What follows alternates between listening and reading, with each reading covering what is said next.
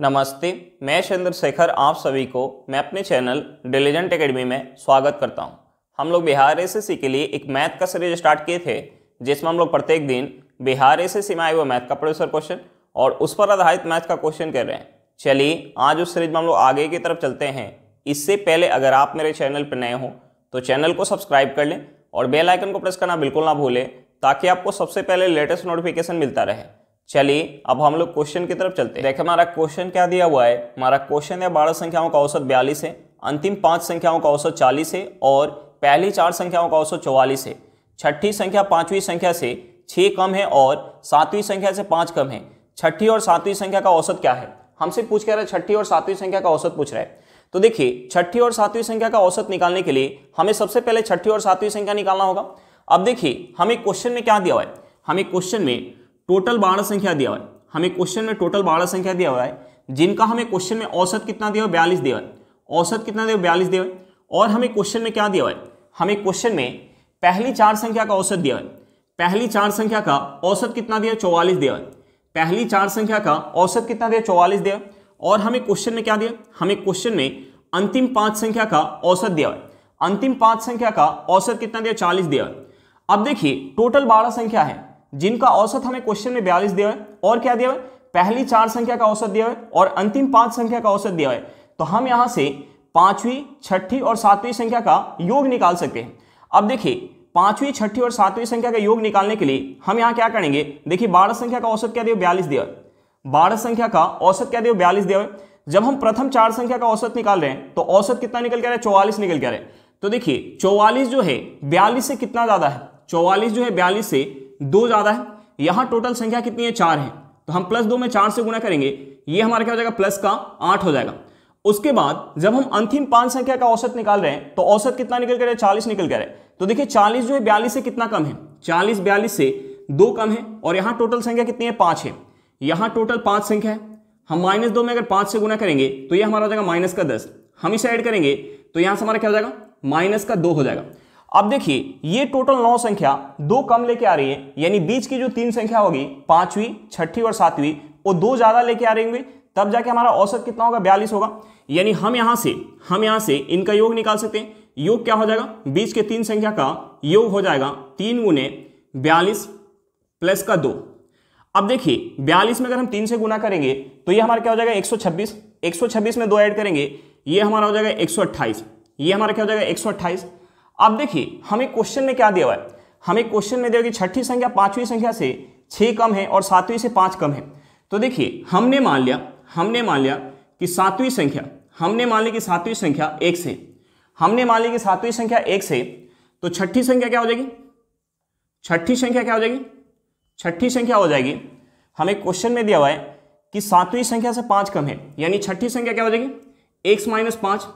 और 5वीं संख्या क्या हो जाएगी, 5वीं संख्या क्या हो जाएगी, 5वीं संख्या हो जाएगी, हमें क्वेश्चन में दिया हुआ है कि छठी संख्या 5वीं संख्या से 6 कम है, यानी 5वीं संख्या हो जाएगी x प्लस का 1। अब देखिए हम यहां से तीनों संख्या का योग निकाल सकते हैं।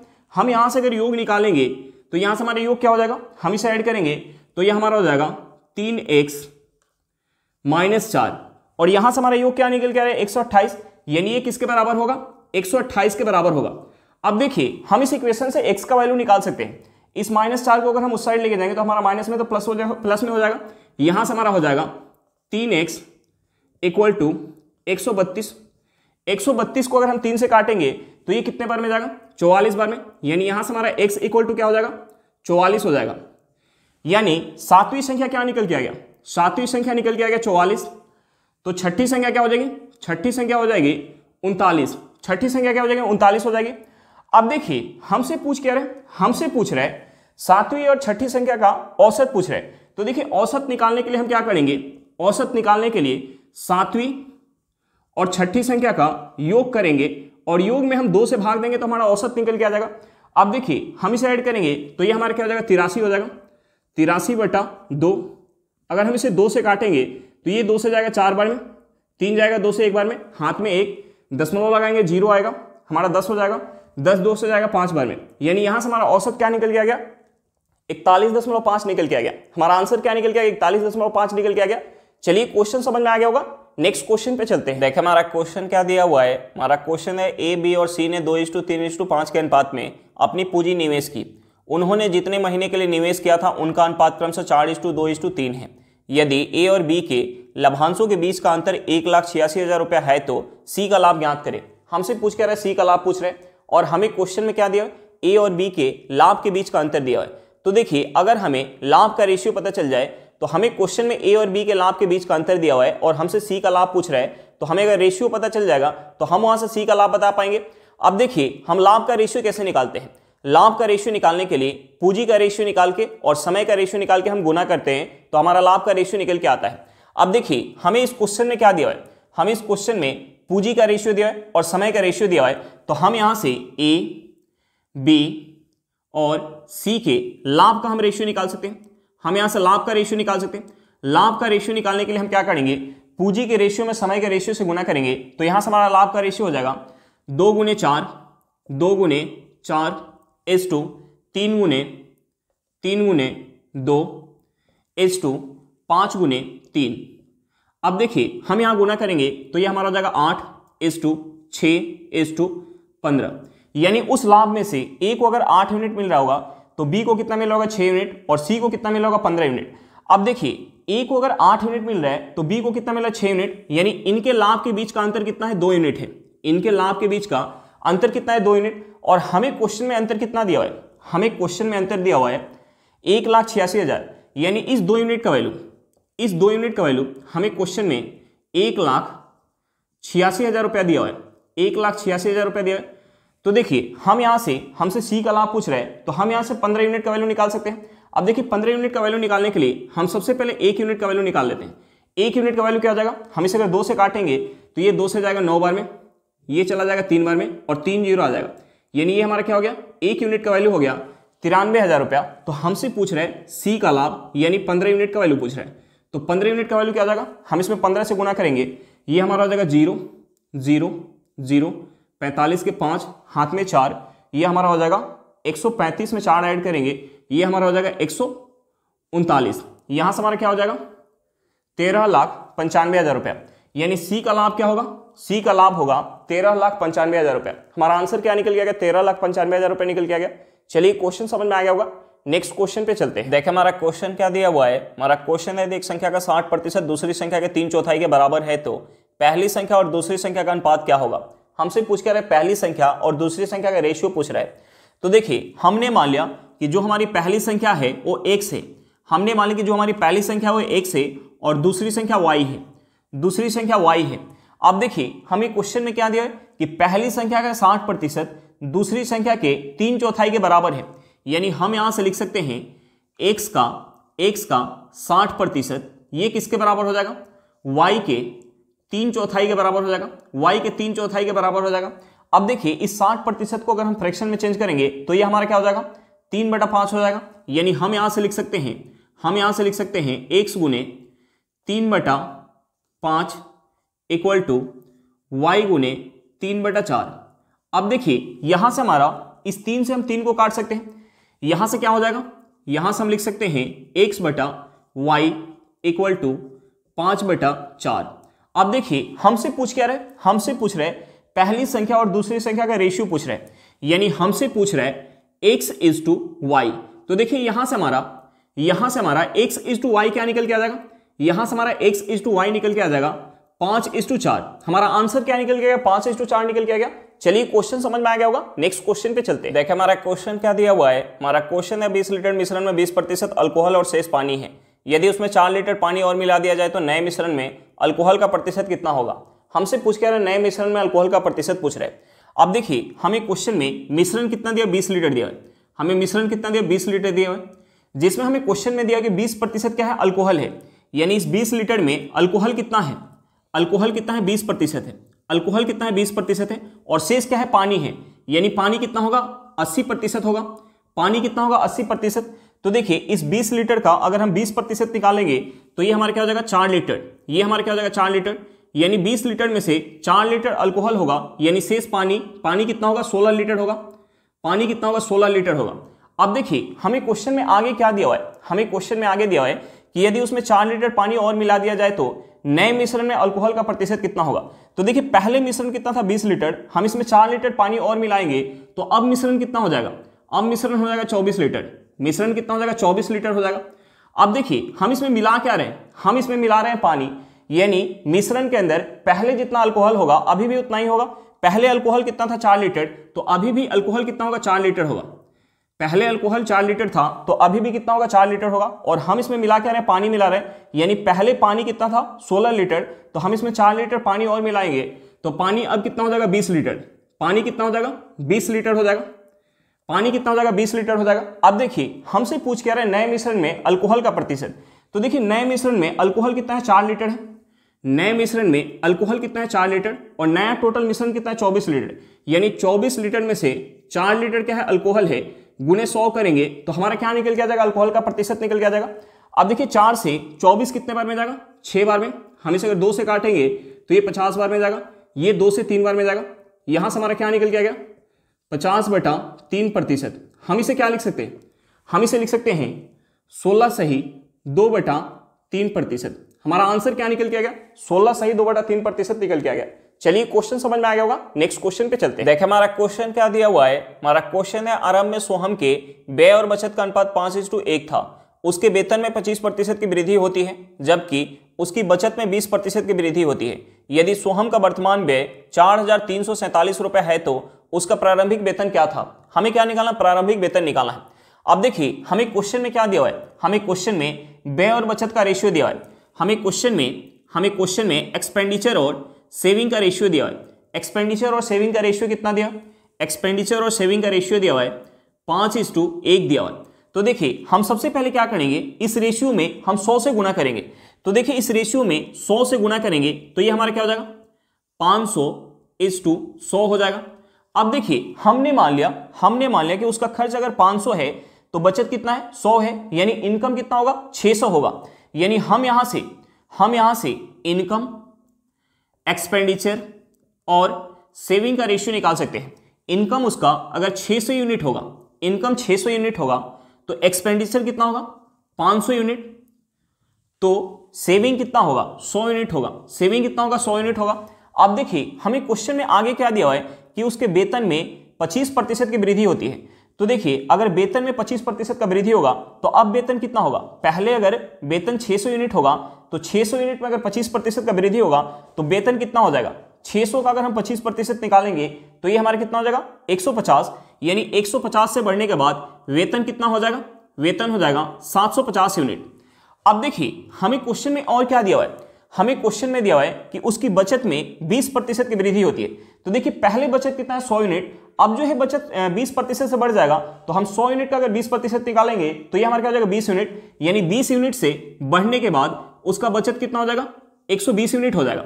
अब देखिए उसका इनकम कितना है 750 यूनिट, जिसमें से सेविंग कितना कर रहे हैं 120 यूनिट, यानी खर्च कितना कर रहा होगा, एक्सपेंडिचर कितना होगा, हम 750 में से 120 माइनस करेंगे तो ये हमारा क्या हो जाएगा, ये हमारा हो जाएगा 630, यानी अब जो है उसका खर्च कितना होगा 630 यूनिट। और हमें क्वेश्चन में वर्तमान का उसका खर्च कितना दिया हुआ है 4,347 रुपए, यानी इस 630 यूनिट का वैल्यू, 630 यूनिट का वैल्यू हमें क्वेश्चन में कितना दिया है, हमें क्वेश्चन में दिया हुआ है 4,347 रुपया।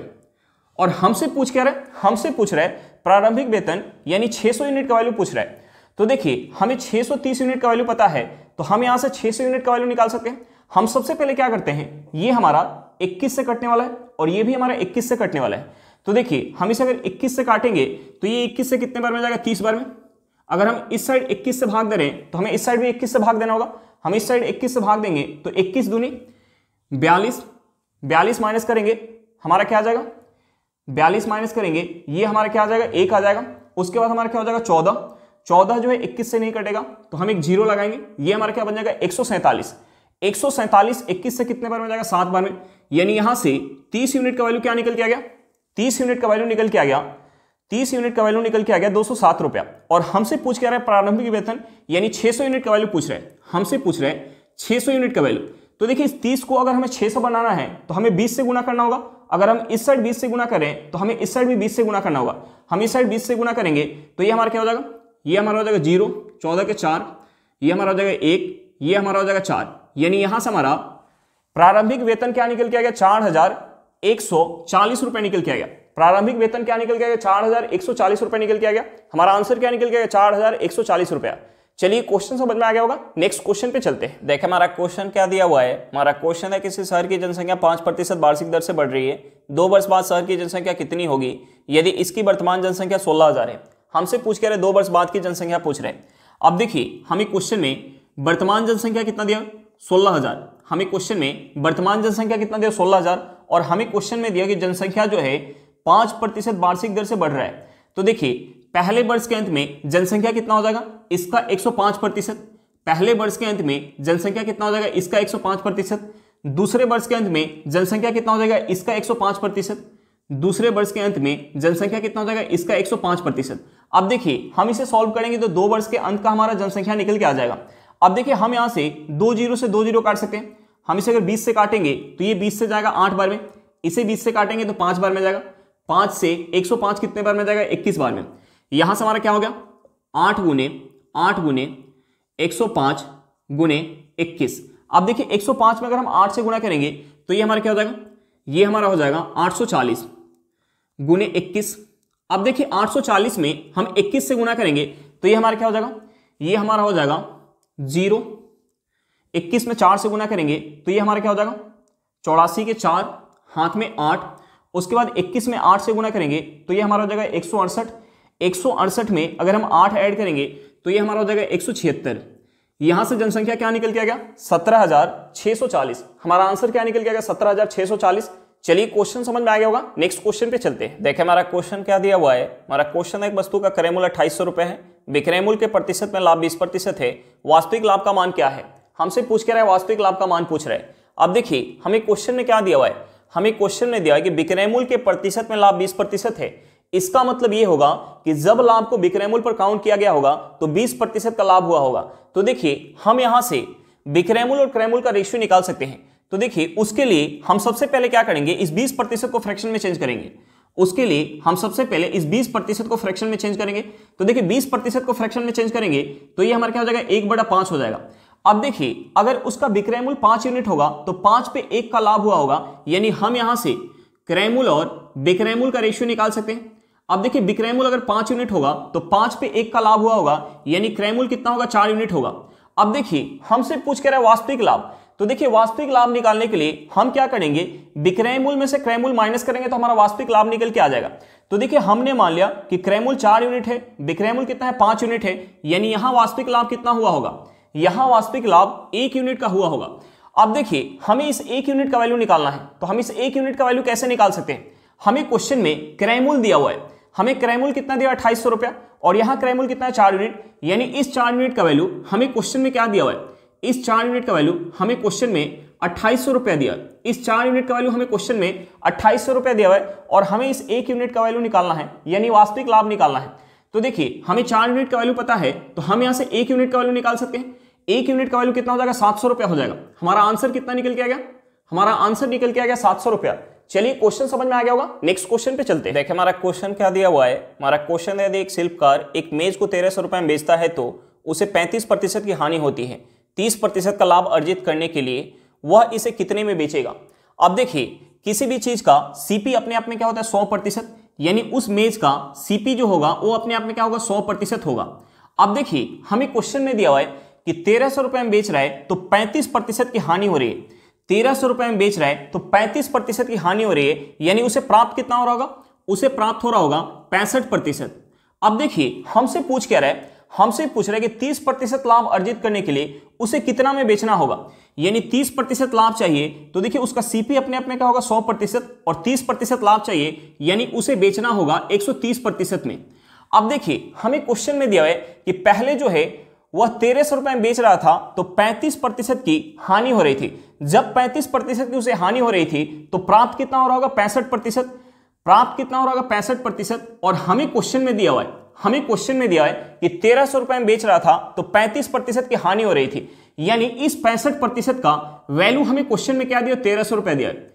इस 65% का वैल्यू हमें क्वेश्चन में 1300 रुपया दिया हुआ है और हमसे पूछ रहा है कि 30% लाभ अर्जित करने के लिए उसे कितना में बेचना होगा, यानी हमसे 130% का वैल्यू पूछ रहा है। तो तो देखिए हमें 65% का वैल्यू पता है, तो हम यहां से 130% का वैल्यू निकाल सकते हैं। अब देखिए इस 65 को अगर हमें 130 बनाना है तो हमें 2 से गुना करना होगा। अगर हम इस साइड 2 से गुना करें तो हमें इस साइड भी 2 से गुना करना होगा। 1300 में अगर हम 2 से गुना करेंगे तो ये हमारे क्या होगा 2600 रुपया, यानी 2600 रुपए में बेचेगा तो उसे 30% का लाभ होगा। हमारा आंसर क्या निकल के आ गया, 2600 रुपए निकल के आ गया। चलिए क्वेश्चन समझ में आ गया होगा, नेक्स्ट क्वेश्चन पे चलते हैं। देखिए हमारा क्वेश्चन क्या दिया हुआ है। हमारा क्वेश्चन है किसी वस्तु पर उसकी लागत मूल्य का 1.2 गुना मूल्य अंकित किया जाता है। अंकित मूल्य पर एक निश्चित छूट देने के बाद लाभ घटकर 10% रह जाता है। छूट प्रतिशत है, हमसे पूछ क्या रहा है, छूट प्रतिशत पूछ रहा है। तो देखिए एक हमारा कंसेप्ट होता है एमपी बटा CP equal to 100 plus profit percent बटा 100 माइनस डिस्काउंट परसेंट। अब देखिए हमें क्वेश्चन में क्या दिया हुआ है, हमें क्वेश्चन में दिया है कि उसकी लागत मूल्य का 1.2 गुना मूल्य अंकित किया जाता है, यानी हम यहां से लागत मूल्य और अंकित मूल्य का रेशियो निकाल सकते हैं। अब देखिए हमने मान लिया कि लागत मूल्य 10 यूनिट है, तो अंकित मूल्य कितना हो जाएगा, 10 में अगर हम गुना करेंगे 1.2 से तो ये हमारे कितना हो जाएगा 12, यानी 12 यूनिट अगर अंकित मूल्य होगा तो लागत मूल्य कितना होगा 10 यूनिट होगा। अब देखिए हमें क्वेश्चन में दिया हुआ है कि एक निश्चित छूट देने के बाद प्रॉफिट कितना हो रहा है 10% का, यानी यहां से हम लिख सकते हैं 100, प्रॉफिट कितना हो रहा है 10% का। हमें छूट निकालना है, यानी हमें डी का वैल्यू निकालना है। अब देखिए हम इस इक्वेशन से डी का वैल्यू निकाल सकते हैं। हम इसे अगर 2 से काटेंगे तो ये 2 से कितने बार में जाएगा 6 बार में, ये 2 से कितने बार में जाएगा 5 बार में। अब देखिए इसे ऐड करेंगे तो यहां से हमारा हो जाएगा 6/5 इक्वल टू ये हमारा हो जाएगा 110/100 माइनस डी। अब देखिए अगर हम इसे 2 से काट ले तो ये 2 से जाएगा 3 बार में, 110 को अगर हम 2 से काटेंगे तो ये कितने बार में जाएगा 55 बार में। अब देखिए हम यहां से क्रॉस गुना करेंगे तो ये हमारा क्या हो जाएगा, अगर हम 55 में 5 से गुना करेंगे तो ये हमारा हो जाएगा 275, ये हमारा क्या हो जाएगा 275 इक्वल टू हम इसमें अगर 3 से गुना करेंगे तो ये हमारा हो जाएगा 300 माइनस का 3D। अब देखिए इस माइनस के 3D को अगर हम इस साइड लेके आएंगे तो हमारा माइनस में तो प्लस में हो जाएगा, और इस 275 को अगर हम इस साइड लेके आएंगे तो हमारा प्लस में तो माइनस में हो जाएगा। यानी हम यहां से लिख सकते हैं 3D इक्वल टू 300 में से 275 माइनस करेंगे तो ये हमारा क्या हो जाएगा 25 हो जाएगा। यहां से हमारा D क्या निकल के आ जाएगा, यहां से हमारा D निकल के आ जाएगा 25/3%। हम इसे क्या लिख सकते हैं, हम इसे लिख सकते हैं 8 सही 1/3%, यानी कितने का डिस्काउंट दिया होगा 8 सही 1/3% का। हमारा आंसर क्या निकल के आएगा 8 सही 1/3%। चलिए क्वेश्चन समझ में आ गया होगा, नेक्स्ट क्वेश्चन पे चलते हैं। देखिए हमारा क्वेश्चन क्या दिया हुआ है। हमारा क्वेश्चन है एक दुकानदार को कोई वस्तु 880 रुपए में बेचने पर 10% का लाभ होता है। बिक्री में कमी के कारण वह पिछले विक्रय मूल्य पर 25% की छूट देता है। इस बिक्री में उसका लाभ या हानि प्रतिशत ज्ञात करें। अब देखिए हमें क्वेश्चन में क्या दिया हुआ है, हमें क्वेश्चन में दिया है कि 880 रुपए में कोई वस्तु बेचने पर 10% का लाभ हो रहा है, यानी हमें क्वेश्चन में एसपी क्या दिया हुआ है, हमें क्वेश्चन में एसपी दिया हुआ है 880 रुपया। एसपी हमें क्या दिया 880 रुपया, और प्रॉफिट कितना हो रहा है 880 रुपये में बेचने पर 10% का प्रॉफिट हो रहा है। तो हम यहां से वस्तु का सीपी निकाल सकते हैं, हम यहां से वस्तु का सीपी निकाल सकते हैं। देखिए वस्तु का सीपी कितना हो जाएगा, वस्तु का सीपी कितना हो जाएगा 800 रुपया हो जाएगा। वस्तु का सीपी कितना हो जाएगा 800 रुपया हो जाएगा। अब देखिए हमें वस्तु का सीपी पता चल गया कि वस्तु का सीपी कितना है, वस्तु का सीपी है 800 रुपया। अब देखिए हमसे पूछ क्या रहा है, हमसे पूछ रहा है कि बिक्री में कमी के कारण वह पिछले विक्रय मूल्य पर 25% का अगर छूट दे देगा तो अब उसे कितने का लाभ या हानि होगा। तो देखिए पहले जो है उसका विक्रय मूल्य कितना था 880 रुपया, इस पर अगर 25% का छूट दे देगा तो 880 का अगर हम 25% निकालेंगे तो ये हमारा कितना हो जाएगा, ये हमारा हो जाएगा 220 रुपया, यानी 220 रुपये का छूट देगा। यानी अब जो है एसपी कितना हो जाएगा, अब उसका एसपी कितना हो जाएगा, अगर हम 880 में से माइनस करेंगे 220 तो ये हमारा हो जाएगा 660 रुपया। यानी अब जो है उसका एसपी कितना हो जाएगा 660 रुपया।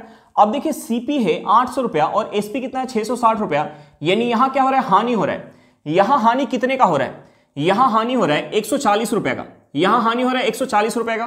कितने पर 800 रुपया पर, गुने 100 करेंगे तो हमारा हानि प्रतिशत निकल के आ जाएगा। अब देखिए हम यहां से 2 जीरो से 2 जीरो काट सकते हैं। हम इसे अगर 4 से काटेंगे तो ये 4 से कितने बार में जाएगा, ये 4 से चला जाएगा 35 बार में। 8 जो है 4 से 2 बार में जाएगा, यहां से हमारा क्या निकल के आ जाएगा 35/2% का उसे हानि होगा। हम इसे और क्या लिख सकते हैं, हम इसे लिख सकते हैं 17 सही 1/2%, यानी उसे हानि कितने का हो जाएगा, 17 से 1/2% का। चलिए क्वेश्चन समझ में आ गया होगा। आज के लिए इतना ही, फिर मिलते हैं नेक्स्ट क्लास में। अगर क्लास अच्छा लगे तो क्लास को लाइक करिएगा। अगर आप मेरे चैनल पर नए हो तो चैनल को सब्सक्राइब करिएगा और क्लास को अपने दोस्तों के साथ शेयर करना बिल्कुल मत भूलिएगा। चलिए बाय बाय।